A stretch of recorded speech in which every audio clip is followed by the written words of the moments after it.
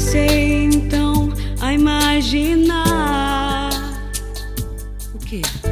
como que se faz pra tocar no céu, como que se faz pra chegar a Deus. Você quer saber?